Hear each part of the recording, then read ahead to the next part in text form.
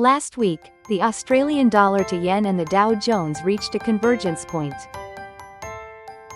Congratulations to those who made a profit.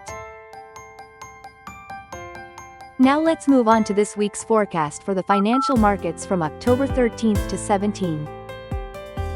Will Sanae Takaichi finally become Japan's prime minister? Will the so-called celebration rally continue? And what are this week's convergence points, the profit-taking levels to watch? This prediction is based on a statistical analysis of more than 200 weeks of data, covering 17 different financial markets including currencies, interest rates, and commodities. Let's take a look at the convergence points, or profit-taking targets, from October 13th to 17 this week.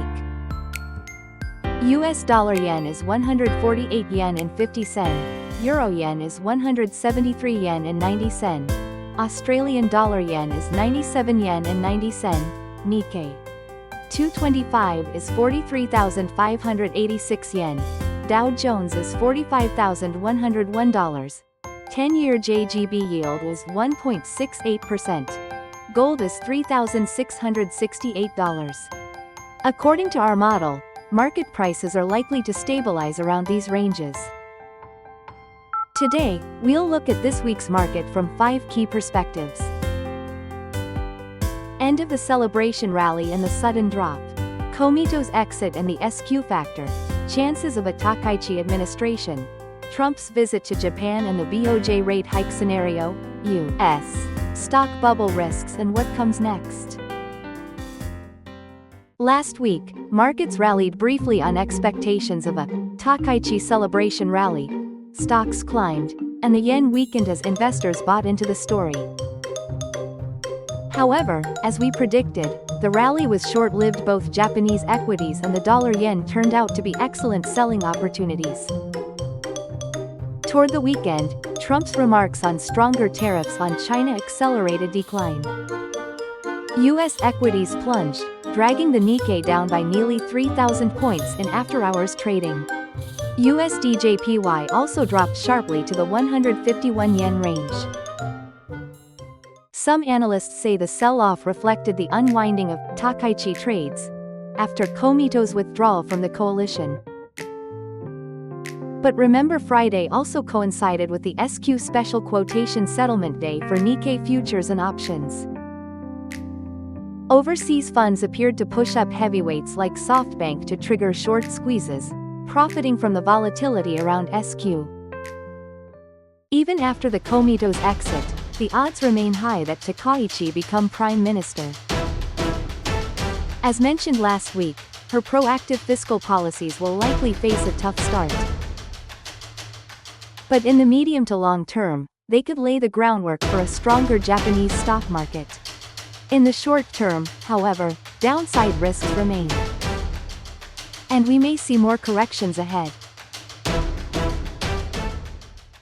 Next, attention turns to Trump's upcoming visit to Japan October 27 to 29.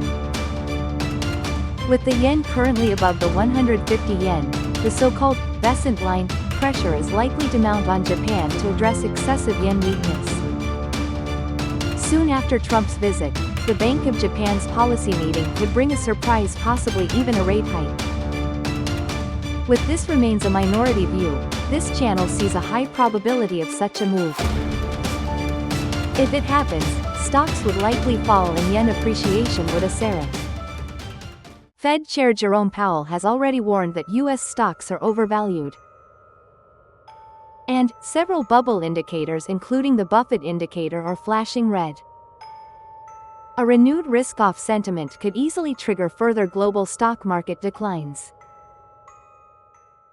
This week, traders should consider taking profits on overbought names from the celebration rally, and watching for rebound selling opportunities in USD/JPY and Japanese equities.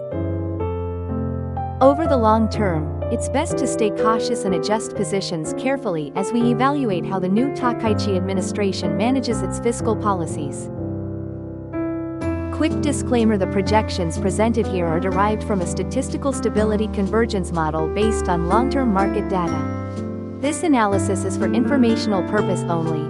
and we accept no responsibility for any investment decisions based on this forecast. That's it for this week's market outlook. What do you think of the Takaichi's fiscal stance? And do you believe the Bank of Japan will raise rates? Share your thoughts in the comments below. Don't forget to like and subscribe to support future analysis videos.